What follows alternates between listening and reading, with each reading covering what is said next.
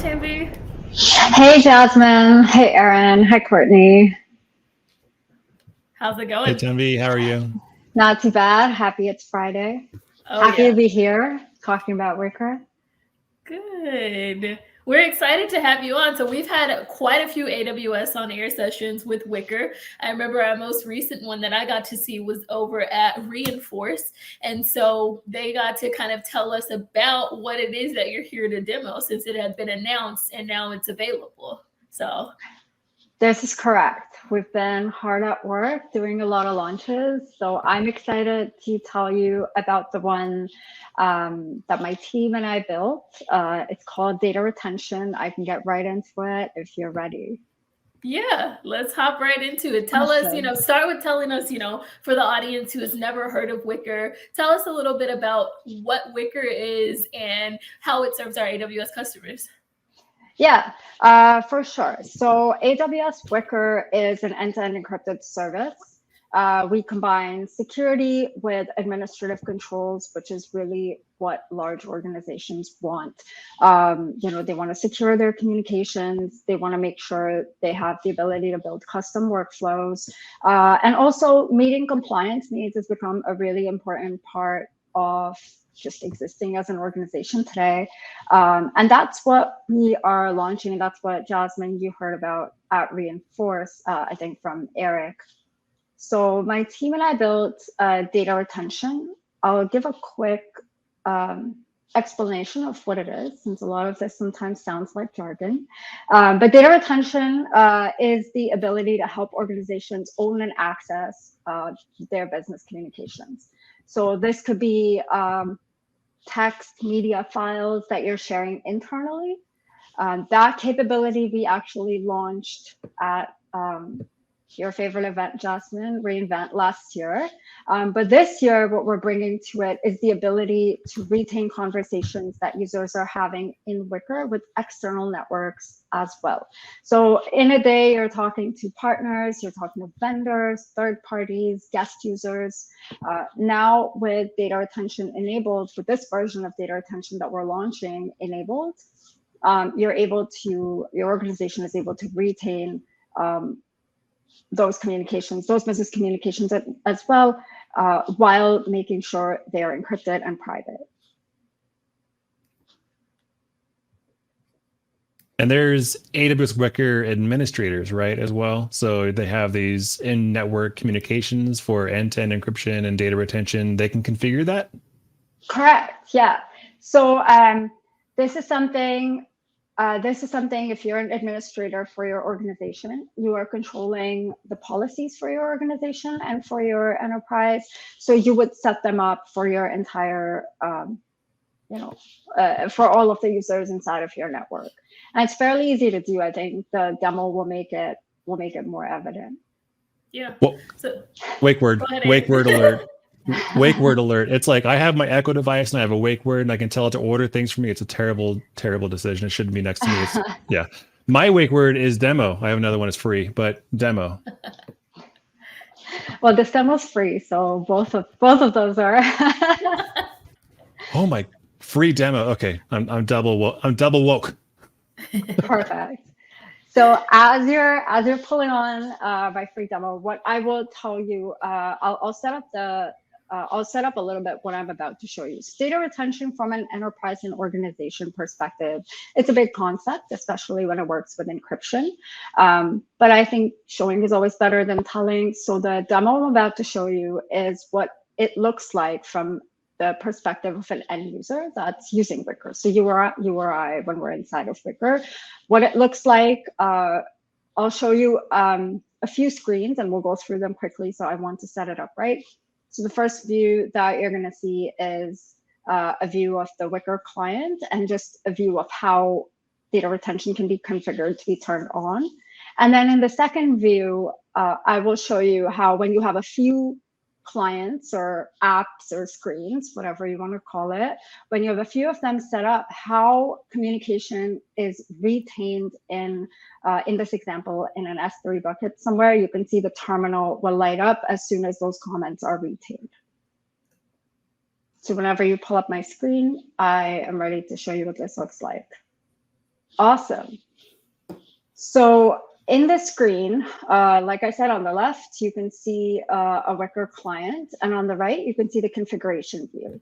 The steps are fairly straightforward, but we won't go through them.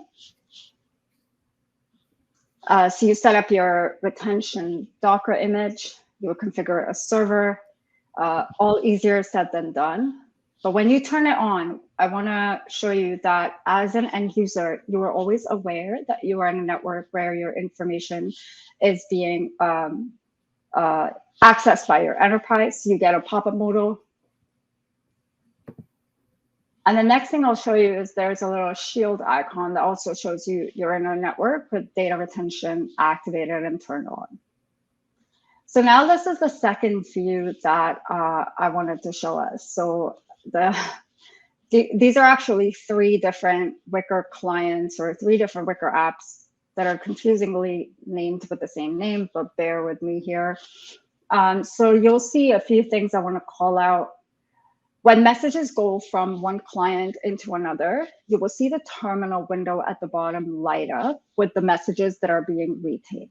So because we did the configuration correctly, and this is configuration that sits in the control of an enterprise or of our customers, you can see all of the messages get retained, and you'll see the terminal light up every time.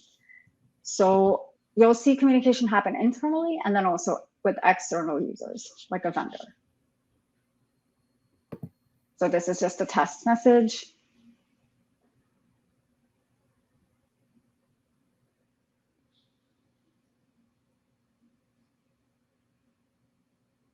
And this is communication between 2 people who are in the same network. So if I sent a message to Aaron, this is what it would look like. Now, one of the cool things about this is like all of this communication is happening end-to-end encrypted and being stored in this example, you mentioned an Amazon S3 bucket, right? Mm-hmm. Absolutely. And I'd be happy to even talk more about this now or later, Aaron. You tell me what to do here. Later's fine. Yeah. Perfect. I don't want to interrupt your demo. Awesome. So this is end-to-end encrypted. And now you'll see this is on the left, you see a client with a little blue globe against their name.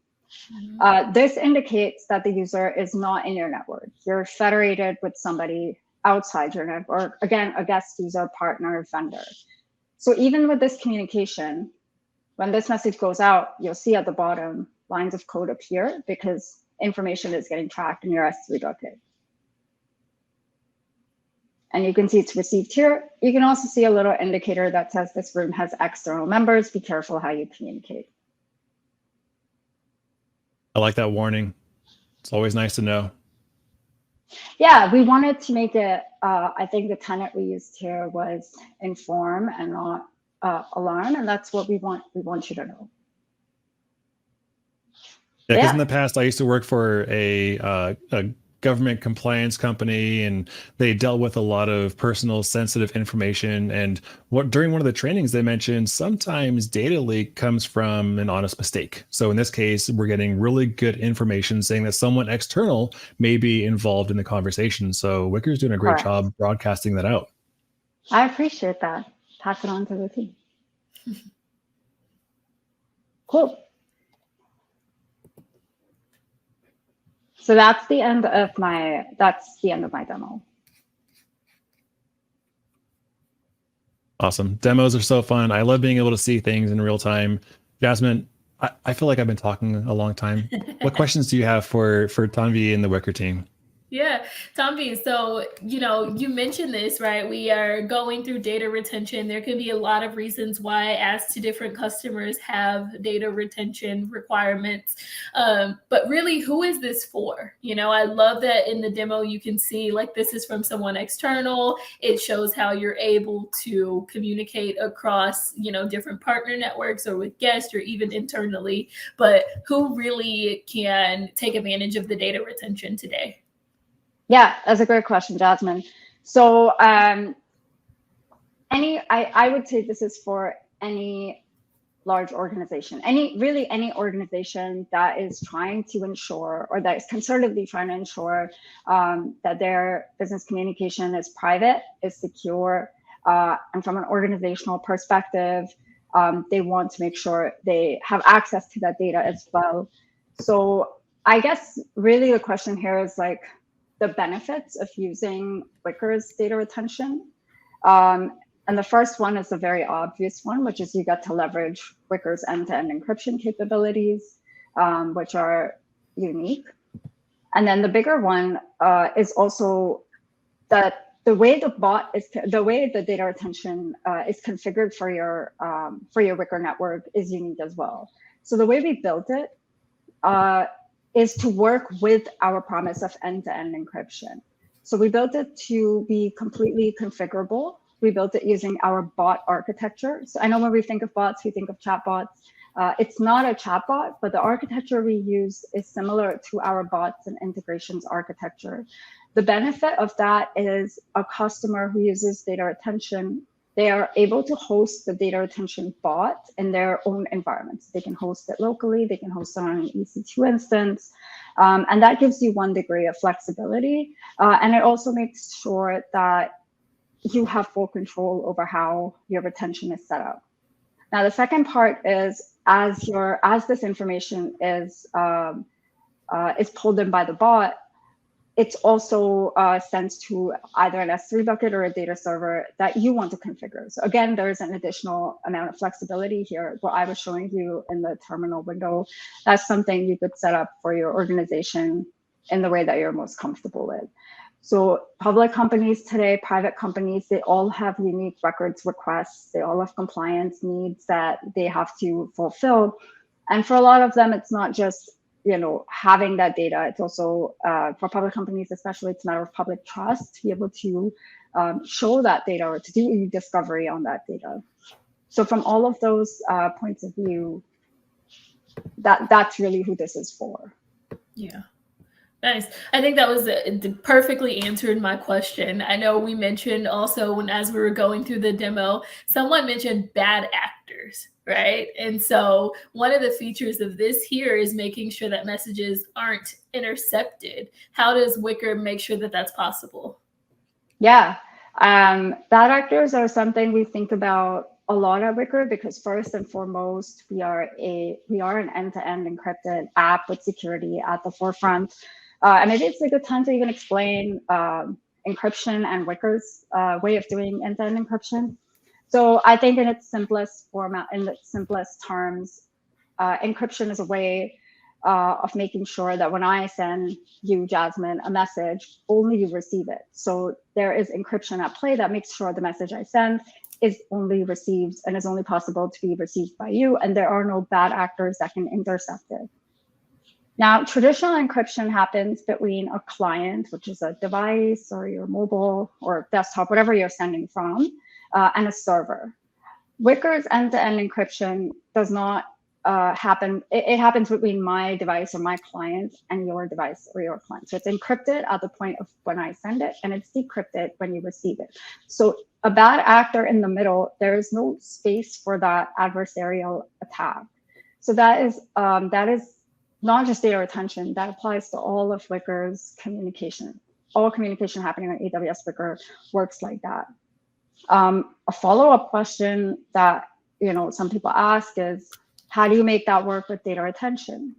And that's also something, that's the reason why something that was so simple to show was actually months of technical effort to make work. So the way we built data retention, like I said, was using our bot infrastructure.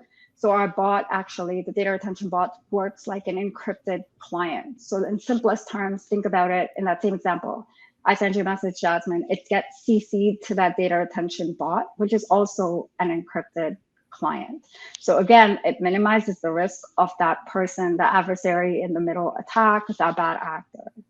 So those are ways in which your communication, even with data retention, stays secure because that's what Wickr does. And last, of course, this goes without saying, but we did a lot of work to also ensure that the relationship between the data retention architecture as well as like the users of Wickr is also secure. Is also there are safeguards if something goes wrong to like pop up a warning or do something or sever that connection.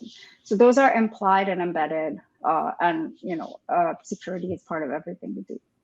Yeah, I love that. We always have a good saying here across AWS is that security is job zero.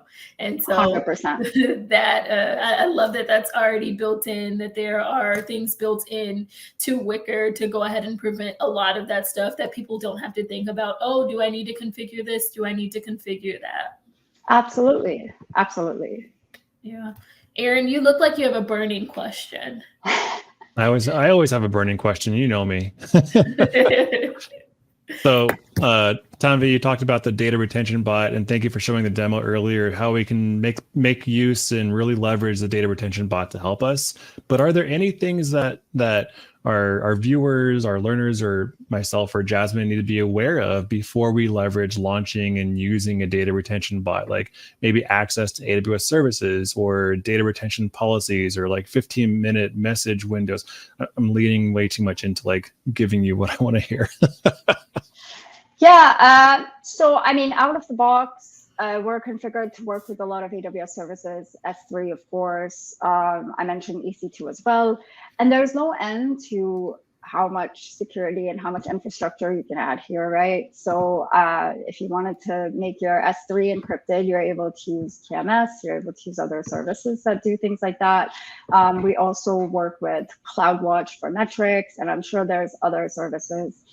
And then in terms of installation, I think anybody with access to the AWS admin console can go in today and try out Wickr. Of course, there are specific pricing tiers with which you would want to use data retention, but I imagine that's that's par for the course for an enterprise offering. And for anyone who's maybe just getting started, you mentioned the testing it out and trying it. Maybe there might be some documentation. I tried looking it up while you were talking, doing the demo, because I was really, really curious about this like data retention bot. And I found some documentation and I'm looking right at it. Like I'm not sharing my screen. I'm so sorry, everyone, but we'll see if we can get a link in the chat. But essentially, you start the data retention bot and you have a couple different options. Is that right? So you can start the bot with a password environment variable. So yes. No AWS service. You can start the bot with a password prompt with no AWS service. A lot of options to do it on-prem or outside of the AWS environment directly, while still maintaining this end-to-end communications encryption. Like I'm loving what I'm hearing so far. One yeah, thing I really 100%. Like is go ahead. No, go ahead. Go ahead.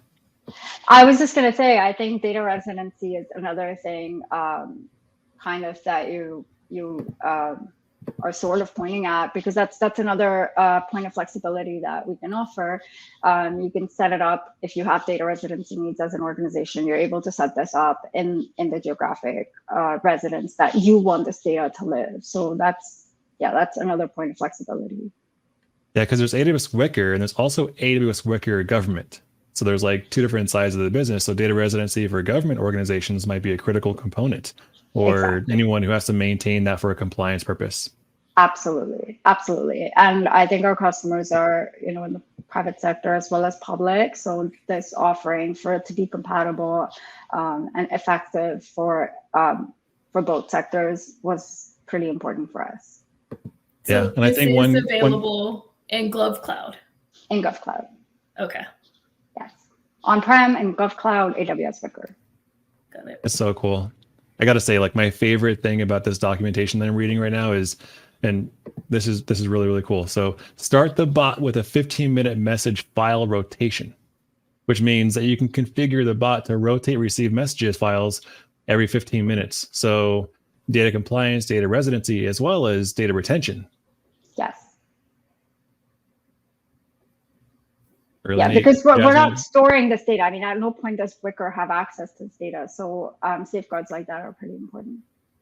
Very important. Jasmine, what questions do you have for Tanvi here? I can keep going. How could I, if I wanted to use data retention in Wickr, how could I set this up today? Yeah, to set it up today, you want to first set up Wickr, which is you go into your AWS admin console, create an account, install, download Wickr, and then you would have to set yourself up or set somebody up as an administrator And the administrator gets access to Wickr's admin console. From there, you're able to set up data retention. So I think the first screen, which I had showed, you would need to first set up your self-hosting environment where you can manage all of this information. You would have to download the Docker image and follow that complex set of instructions that I think Aaron is looking at. And then once that's done, you configure your retention server. This is where your files would all go. And this is really something that is a one-time thing that your either your system administrator or your DevOps engineer would have to do for your organization to make sure the data is flowing correctly and the permissions are set up right. And once that's done, you just deploy and activate your bot. It takes a few minutes because it's rolling out to a slew of users that are in your network. And once that's done and you switch that toggle on, it's alive, the bot's alive.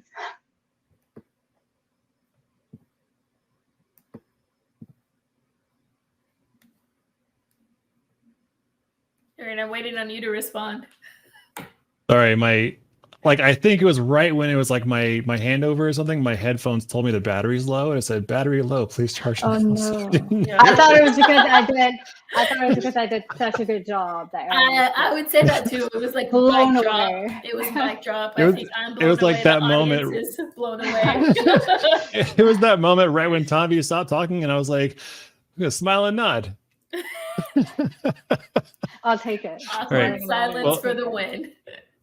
Tommy, I'm keeping an eye on the time. We've got to wrap things up here pretty soon. But where can people learn more about Wickr? How can they contact people on the team? Do they contact you directly? All the questions, all the things.